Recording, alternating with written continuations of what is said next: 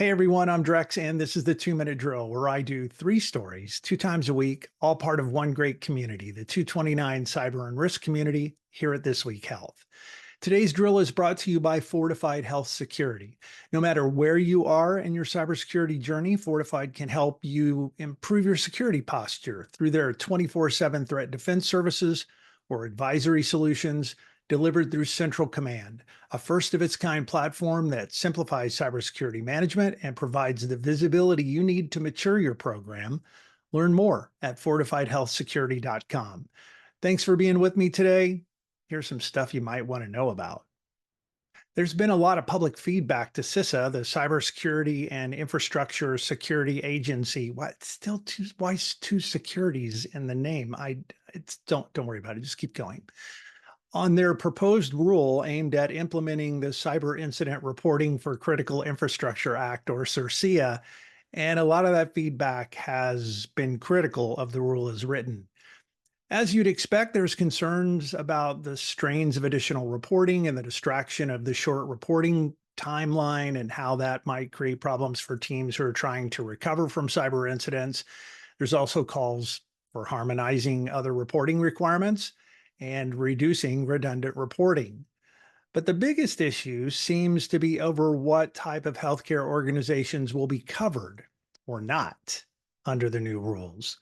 Smaller organizations continue to declare that they want to be exempted, and it turns out CISA did not include health insurers or clearinghouses, health IT vendors, or other third parties as being covered by the rules. There's some good stories covering this at thisweekhealth.com. To me, one thing should be painfully obvious. After the Change Healthcare attack and dozens of other attacks across the industry in 2024, healthcare is addicted to tech. Patients and families can't get safe care without it. Everything is connected to everything else, whether you know it or not.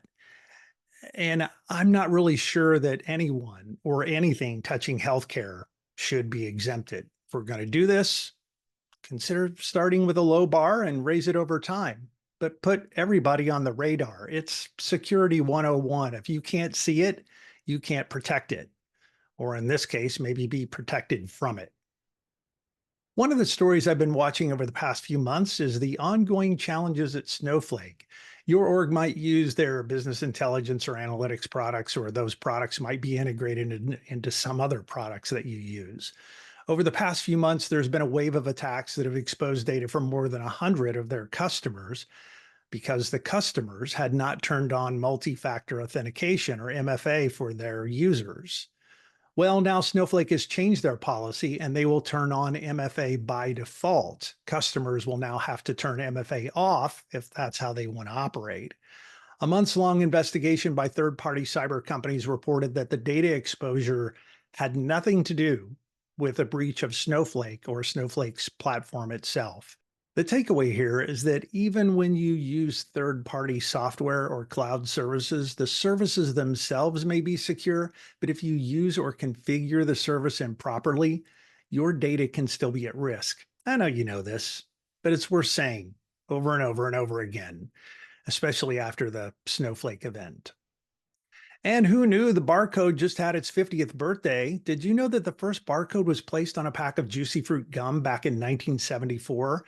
And today, barcodes are scanned more than 10 billion times a day.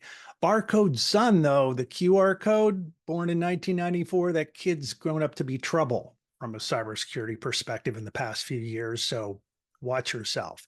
Oh, and by the way, I just got my notice of data breach from Ticketmaster. So more free credit monitoring for me. What's that? Oh, it's my Fred Hutch notification of data breach.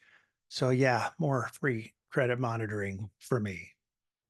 Thanks again to our 2 Minute Drill sponsor, healthcare's cyber partner, Fortified Health Security, with a 98% client retention rate and 3 consecutive best-in-class awards. Fortified's exclusive focus on healthcare cybersecurity makes them the go-to partner for healthcare organizations wanting to strengthen their security posture. Find out more at fortifiedhealthsecurity.com. That's it for today's 2 Minute Drill. Thanks for being here.